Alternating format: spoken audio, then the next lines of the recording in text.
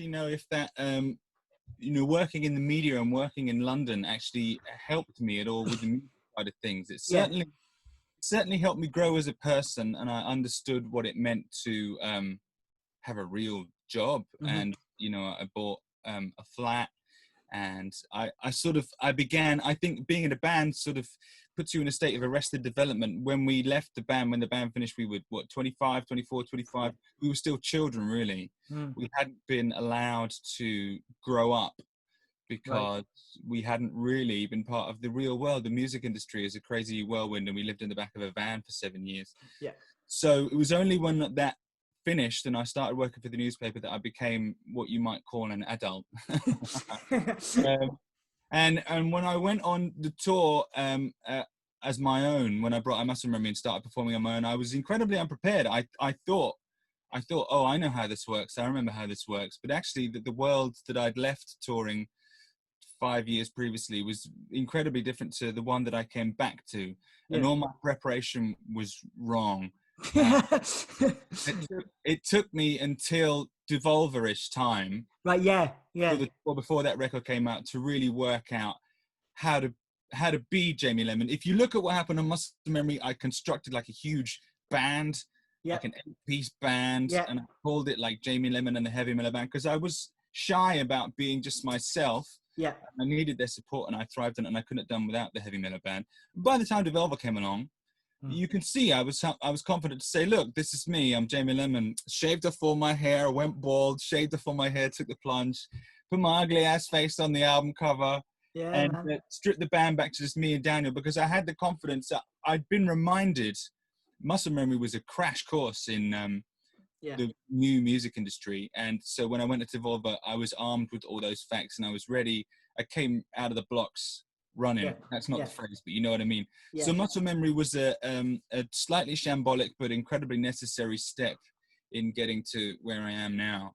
Absolutely, man. Absolutely. And I guess from, in terms of if you could, it's a bit of a cheesy question, but if you could give yourself, if you knew what you know now then, is there anything you would tell yourself? Is there any kind of lessons you would teach yourself? I guess it's another kind of question for advice, really, for people. What tips would you have given yourself at that stage in your career if you were, the person you are now? Well, I think I'd probably have more advice to give the kid who was in the band than I would to give the guy who released Muscle Memory, because the kid who released Muscle Memory, he needed to go through it. And needed to experience it in order to learn. And it wasn't just a case of, a Clip Notes pithy motto, which I could have done with just a few pats on the back and a few buck up chap back in the days. But as for the dude making Muscle Memory, he really had to, do a year's touring with, a brass section, and he had to lose his voice on tour before he discovered, hey, you can't just sing an hour of thrash metal every night and expect it to be okay. So I had to go through that grueling, I had to run that gauntlet, and there really is no quick answer. And sometimes that is the answer, is that you got it. And that's what's frustrating to hear as a kid.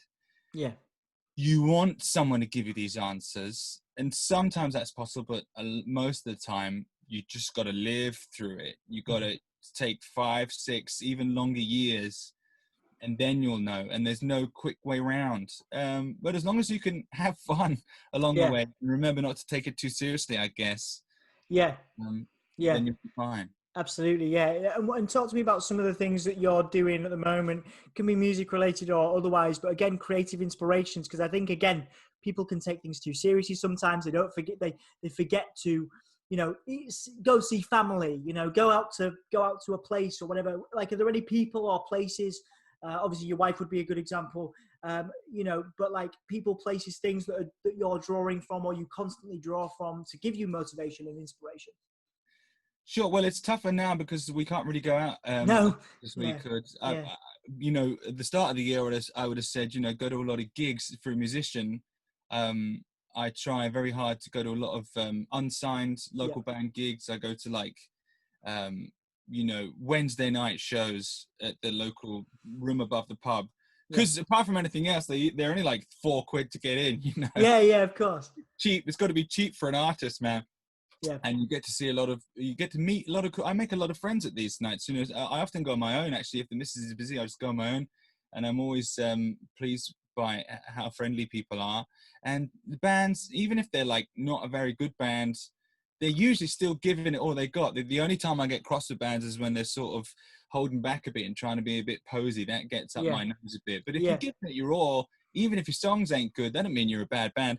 So I have a lot of fun that way. Now, obviously, in lockdown, well, sort of semi-lockdown, you know, the country as it is.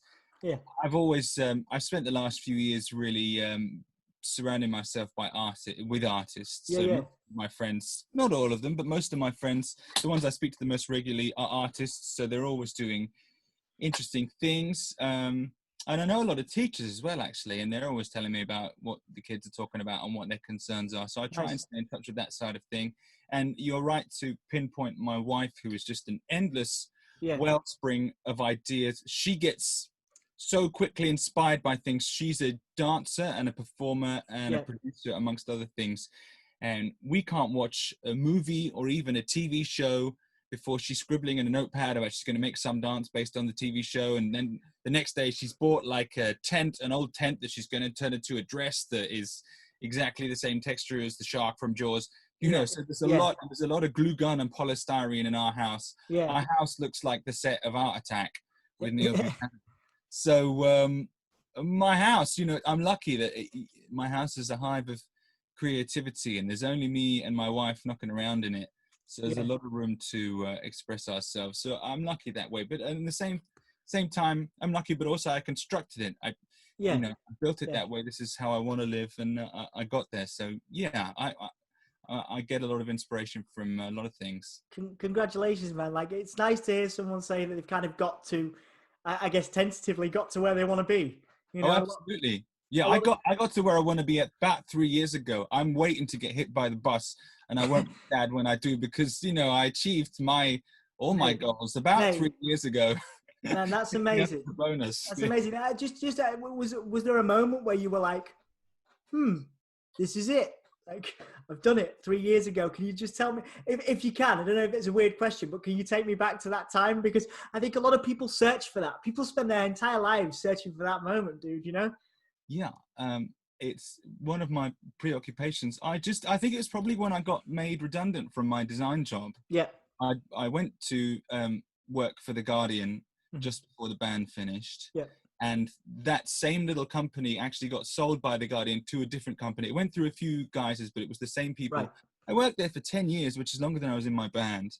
And I got used to having, you know, a regular paycheck. And, you know, I had a mortgage and I had a wife, and I felt pretty normal. Yeah. Even though I was still sort of dabbling in music like Muscle Memory. But it was just after Devolver came out that I got made redundant. I thought, oh, that's it. I'm going to have to go and work at McDonald's. And and coincidentally, that was the time on a personal level where I tackled a lot of my own health issues. I used to have a lot of problem with my weight ever since I was very young. But I started eating better and moving about a bit more. And so I lost a lot of those problems as well. And then after a scary few months, and it still goes through periods of scare, as any freelancer will know, if you're working for yourself, you're never quite sure where the next check's coming from. I sort of leveled out.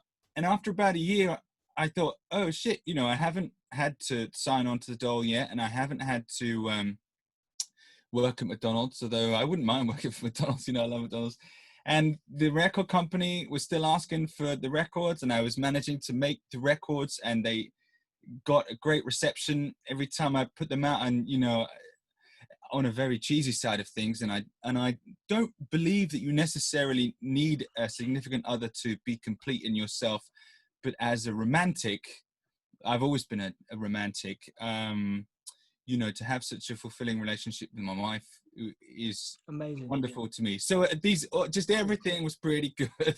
And I sort of thought, you know what, if I fucking died now, I wouldn't give a shit. I couldn't really complain.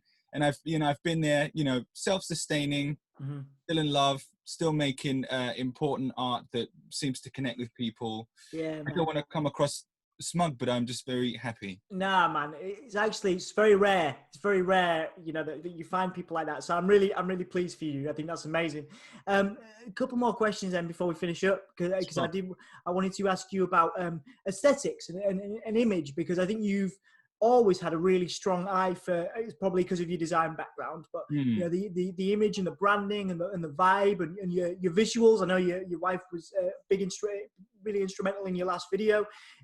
How important do you think now, as an artist and a creative, and I guess for you, how important is the visual side of what you do, the aesthetic of Jamie Lenman as, I guess, a brand, so to speak? Because I always think you've just got really good, you know, really good imagery, man. And I just wanted to ask you what your thoughts were, if you gave a fuck about that kind of stuff. Or I know you do, obviously, for the selling of the music, but does it matter? I guess, does it matter? Do you think it matters in the context of music industry, that kind of thing?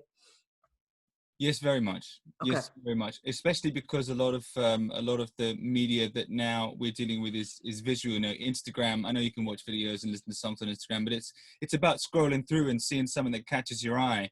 That's what we're competing with. We're no longer really so much trying to catch people's ears on the radio, although we still are. Yeah. Or on TV with a music video. Less so. It's more about YouTube and Instagram. So visuals, I think, play an even bigger part of things. And you're right when you say that, yeah, because of my background as a designer, I think about it a lot more, and I take a very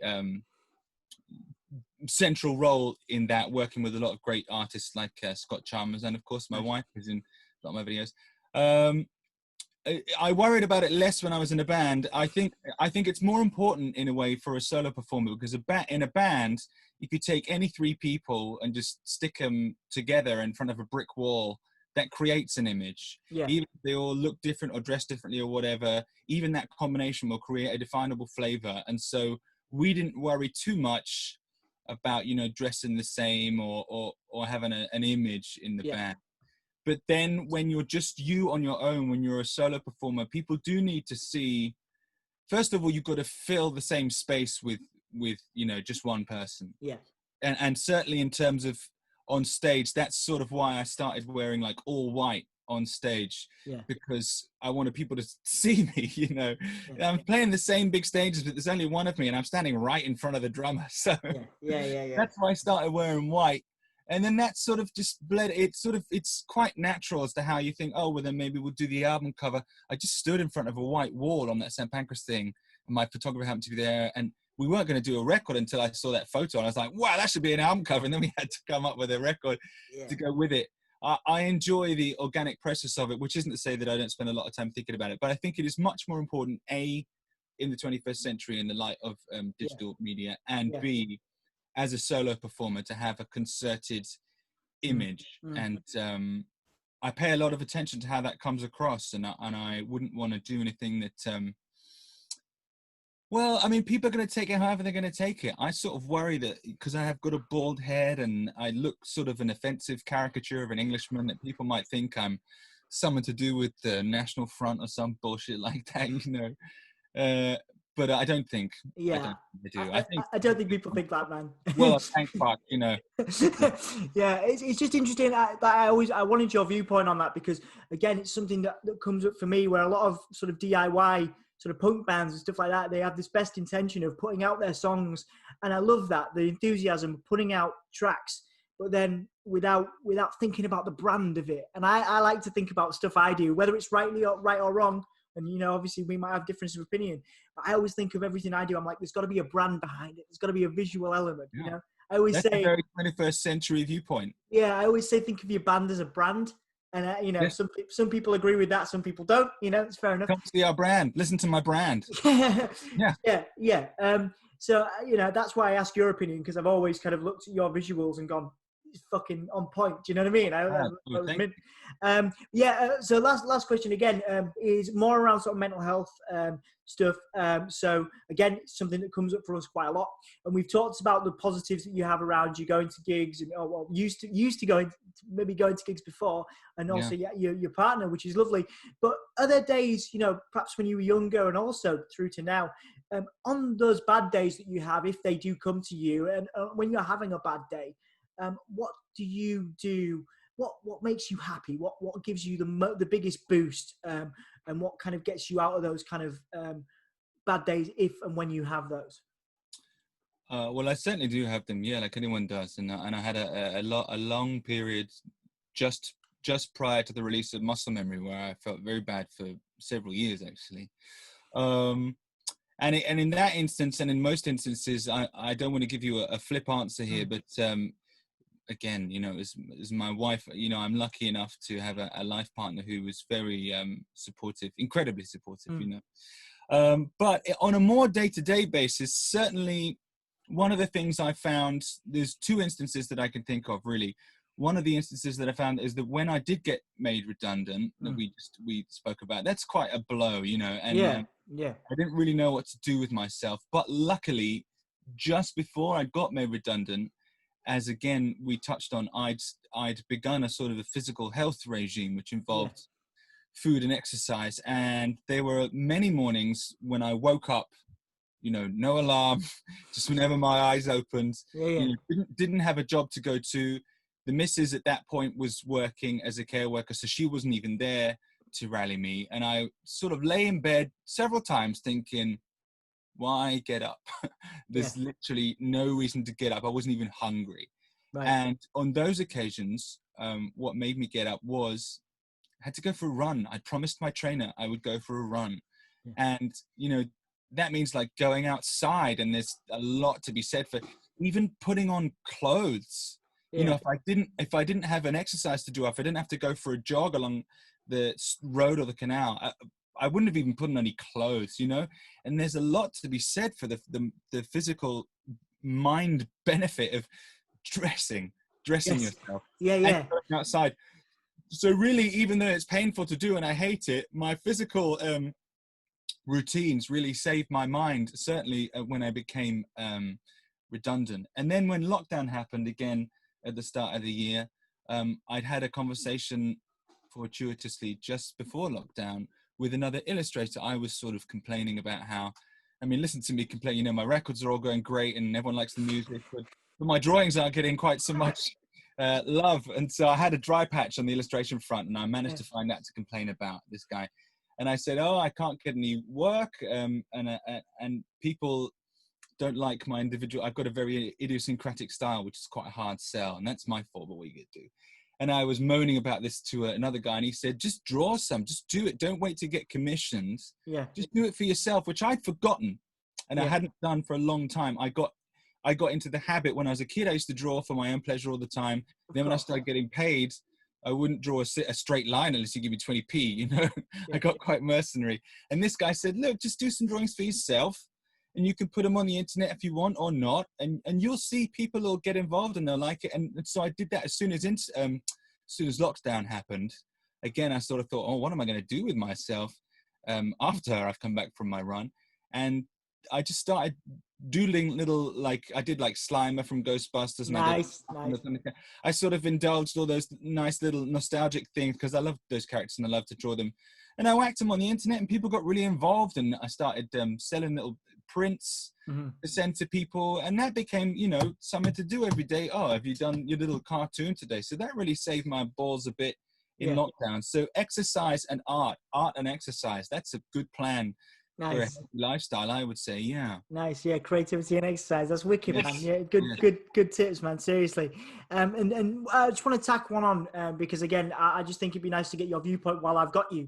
One thing I get asked a lot is again, people do struggle with comparing themselves to other people, and I wanted to know if someone in your position, because I know people that I grew up with people that go, oh man, that, you know, fucking Reuben band or Jamie Lenman, I'd fucking love to be as talented as, and I've heard that before, because you touched a nerve with a lot of people in terms of, you know, just alternative music. People loved that stuff, you know, and people still love what you do now, and so people compare themselves to you, and I wanted to know how, you know, do you ever do that, and how do you feel about that? Do you think it's necessary? Do you think it's damaging to people? Because I get a lot with young people. I get it a lot where like, oh, I'm never going to be that person. I'm never going to be that person. I can't be as successful as that person. And we did talk a little bit about that in the context of success.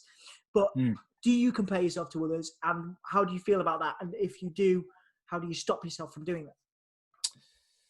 Well, I suspect that the healthy answer to your question is no, I don't compare myself to other people, and you shouldn't. Yeah. I do. I Yeah. do. I always have, and I still do. And I don't know what the answer is. It tends to be, if I do compare myself to to give you an example Yeah. of how I might compare myself to someone, I might be listening to one of my favorite tracks by a band that I love, or I might be watching a cool music video, and I might see something in it or hear something in it that is similar to something that I've done at some point, and then I think, I wonder, I tried to do that. How did I get on? And that's generally, if I ever do watch my own music videos or listen to my own records, it's because I've been inspired by someone else's and gone, oh, I'd love to do a riff like that. Oh, I kind of did. And then I slap it on and have a little listening session. Yeah. And generally speaking, I'm pretty chuffed with the comparison, because even if it is as good as my heroes, I sort of content myself with like, well, you gave it your best shot. And I've sort of always been satisfied with giving it your best shot. Yeah. So even if I do, there is really, and this is a genuine answer, there's no such thing as like not being as good as your hero or your favorite thing. That doesn't really exist. All there is comparison. There's your version and there's their version.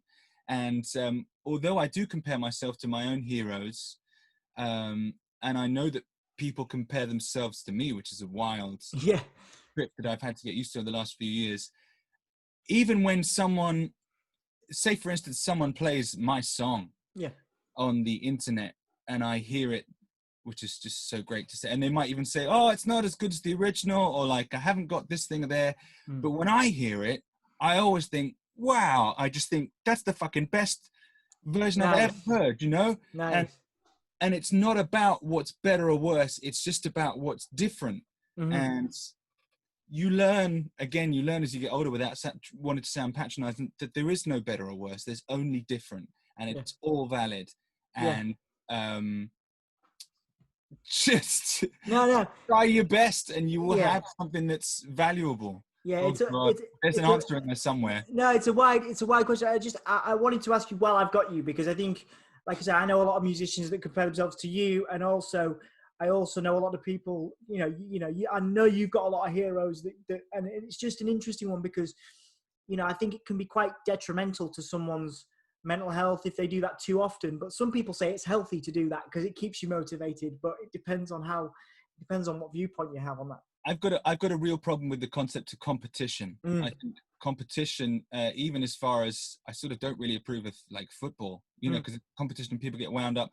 And as soon as you go to school, or even before school, they've got art competitions. Now, art competition, that's a fucking oxymoron. Sports competitions, or tests and exam results, and that gets beaten into us, certainly in this country, from an early age, and that really gets my goat. And art definitely should never be competition. Try to think of things less as a competition and more as a club that we're all in. I'm in the same club as fucking Freddie Mercury. I'm not in competition with him. We're all adding to the pool of art. I think that's a good way to think about it. That is, absolutely. Creativity bringing people together, man. That's made me feel a lot better, actually. Personally, I remember really enjoying doing like GCSE art. But I really struggled with that. So I got cerebral palsy. So basically, I struggle with some, keeping my hand from moving around, for example, sometimes.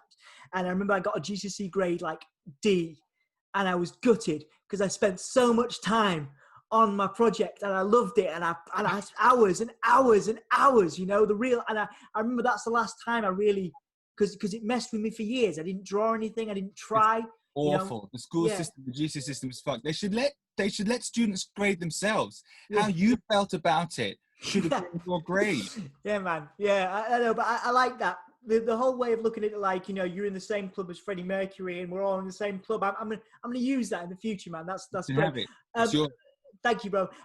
Final thing, just because a lot of people get behind you, a lot of people love you. Have you got a message for the people that have supported you? Obviously, King of Clubs is out. People got behind you through Devolver, and just a load of people are around you, supported you, lots of other band members, creatives. collaborators. So what's your message to fans, people that have helped you, and what have you got to say to them, I guess? Oh, trying to end on a positive note rather than like getting too philosophical. Of course, yeah. I suppose just a huge thanks, and that relief and surprise and joy that people are still willing to spend real money on, you know, gig tickets and physical releases, because without, you know, putting the money back into the system, back into the record companies, I wouldn't be able to do what I do. There would be far less Jamie Lenman albums if people didn't buy the last one. If no one had bought Shuffle, I couldn't have made King of Clubs and further down the line. So thanks so much for that. But also, you know, I'm really grateful just for your ear, just for the fact that if someone says, oh, there's a new Jamie Lenman record, people go, cool, and click play. Yeah. And I'll never abuse that. And you should always click play, because I respect and I appreciate that gift of your time that you're giving me. God, it went philosophical anyway. No, Thanks. It's good, man. It's good. Like I say, I think it's important that people, you know, get that from you know, from you, because, you know, people see your love for the music and they see your love for the fans when you're at festivals and stuff, but it is nice to have that, you know what I mean? And I remember one of my cool sort of stories with you was that I remember playing Heartbeat in the car to somebody who never heard your music, and then they'd forgotten completely. Weirdly enough, I think it was like 6 months ago or something, and then they actively pursued me to ask me about you and playing you in the car. They were like, who was that guy that you played me like 6 months with that song? There's that song that was like doop doop doop doop doop, and I just, yeah, you know, and I just think it's nice to ask those questions because, you know, people are still discovering your music now. You know, people are still. That's wonderful to hear. You know, thank you. Like it's cool, you know, and I think it's you've worked really hard, man. So I'm really, you know, and I'm pleased the record's going well, and thank you so much for your time today. I really appreciate it, dude. You're welcome. I'm sorry we had those connectivity issues. We sorted it all out. You can't see it, but the wire goes all up my house, and we got it plugged in. Oh man, I appreciate your time, and thank you so much for sorting that out for me as well. And we'll catch you down the line for sure, man. Sure thing. Great chatting, buddy.